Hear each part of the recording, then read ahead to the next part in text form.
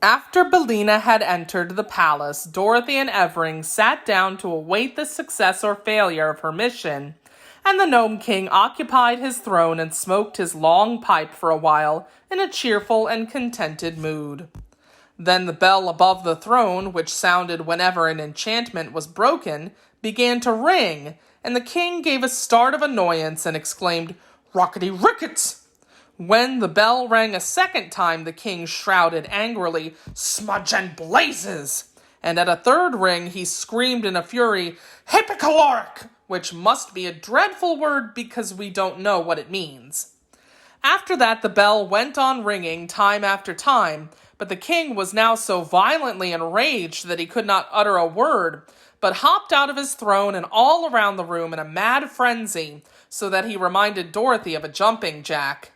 The girl, for her part, filled with joy at every peal of the bell, for it announced the fact that Billina had transformed one more ornament into a living person. Dorothy was also amazed at Billina's success, for she could not imagine how the yellow hen was able to guess correctly from all the bewildering number of articles clustered in the rooms of the palace. But after she had counted 10 and the bell continued to ring, she knew that not only the royal family of Ev, but Ozma and her followers also were being restored to their natural forms, and she was so delighted that the antics of the angry king only made her laugh merrily. Perhaps the little monarch could not be more furious than he was before, but the girl's laughter nearly drove him frantic, and he roared at her like a savage beast.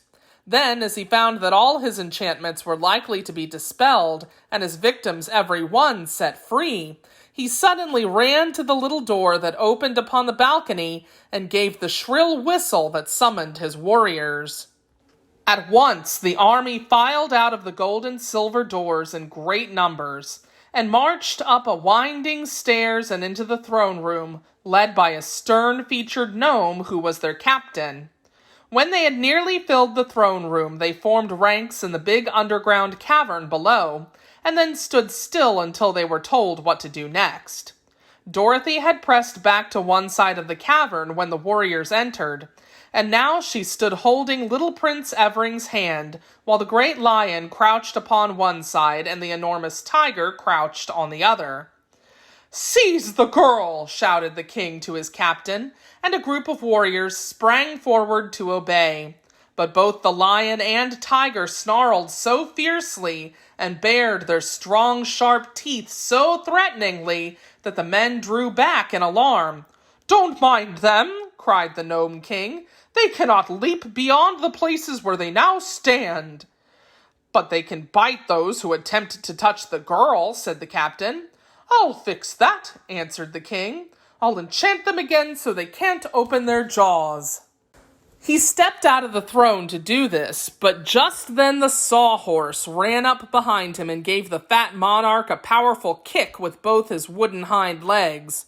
"Oh, murder, treason!" yelled the king, who had been hurled against several of his warriors and was considerably bruised. "Who did that?" "I did," growled the sawhorse viciously. "You'll let Dorothy alone or I'll kick you again." "We'll see about that," replied the king, and at once he waved his hand toward the sawhorse and muttered a magical word. "Aha!" he continued. "Now let us see you move, you wooden mule." But in spite of the magic, the sawhorse moved, and he moved so quickly toward the king that the fat little man could not get out of his way. Thump! Bang! Came the wooden heels, right against his round body, and the king flew into the air and fell upon the head of his captain, who let him drop flat upon the ground. "Well, well," said the king, sitting up and looking surprised. "Why didn't my magic belt work, I wonder?" "The creature is made of wood," replied the captain. "Your magic will not work on wood, you know." "Oh, I'd forgotten that," said the king, getting up and limping to his throne. "Very well, let the girl alone. She can't escape us anyway." The warriors, who had been rather confused by these incidents, now formed their ranks again, and the sawhorse pranced across the room to Dorothy and took a position beside the hungry tiger. At that moment, the doors that led the palace flew open, and the people of Ev and the people of Oz were disclosed to view. They paused, astonished at the sight of the warriors and the angry Gnome King seated in their midst. "Surrender!" cried the king in a loud voice. "You are my prisoners!" "Go long," answered Billina from the Scarecrow's shoulder. "You promised me that if I guessed correctly, my friends and I might depart in safety, and you always keep your promises." "I said you might leave the palace in safety," retorted the king, "and so you may, but you cannot leave my dominions. You are my prisoners, and I will hurl you all against my underground dungeons, where the volcanic fires glow and the melted lava flows in every direction, and the air is hotter than blue blazes." "That will be the end of me, all right," said the Scarecrow sorrowfully. "One small blaze, blue or green, is enough to reduce me to an ash heap." "Do you surrender?" demanded the king.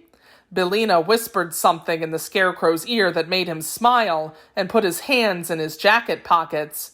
"No," returned Ozma, boldly answering the king. Then she said to her army, "Forward, my brave soldiers, and fight for your ruler and yourselves unto death." "Pardon me, most royal Ozma," replied one of her generals, "but I find that I and my brother officers all suffer from heart disease, and the slightest excitement might kill us.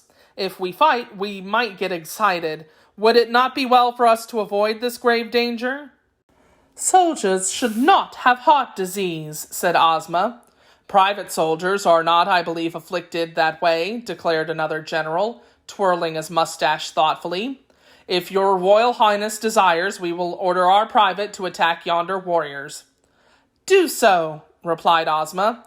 "Forward, march!" cried all the generals with one voice. "Forward, march!" yelled the colonels. "Forward, march!" shouted the majors. "Forward, march!" commanded the captains. And at that, the private leveled his spear and dashed furiously upon the foe. The captain of the gnomes was so surprised by this sudden onslaught that he forgot to command his warriors to fight, so that the 10 men in the first row who stood in front of the private's spear fell over like so many toy soldiers. The spear could not go through their steel armor, however, so the warriors scrambled to their feet again, and by that time the private had knocked over another row of them. Then the captain brought down his battle axe with such a strong blow that the private's spear was shattered and knocked from his grasp, and he was helpless to fight any longer.